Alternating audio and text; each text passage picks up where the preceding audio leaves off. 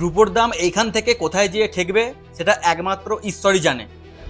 1 মাস আগে পর্যন্ত যেই রুপো 2 লক্ষ টাকা পার কেজিতে পাওয়া যাচ্ছিল, আজকে সেই রুপোর দাম গিয়ে দাঁড়িয়েছে প্রায় 3,90,000 টাকা পার কেজিতে। আর এই সময় অনেক মানুষই বলছে রুপোতে নাকি একটা ফোমো ক্রিয়েট হয়েছে।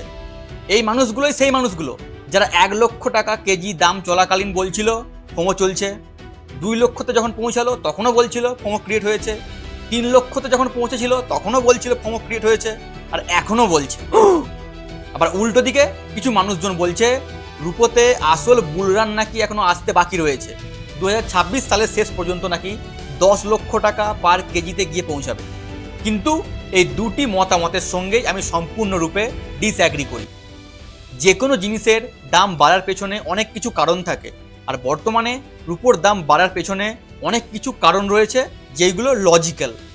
রুপোর দাম কেন বাড়ছে, এখান থেকে আর কত বাড়বে, এই সময় আমাদের কেনা ঠিক হবে নাকি ভুল হবে, এই সমস্ত কিছু বিষয় নিয়ে ডাটা সহকারে আমি এই ভিডিওতে আলোচনা করেছি। আপনি চাইলে এই ভিডিওটি গিয়ে একবার দেখে আসতেই পারেন।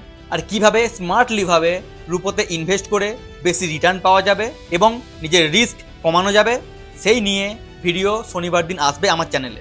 তো সেই ভিডিও পাওয়ার জন্য আমার চ্যানেলটি সাবস্ক্রাইব করে রাখতেই পারেন।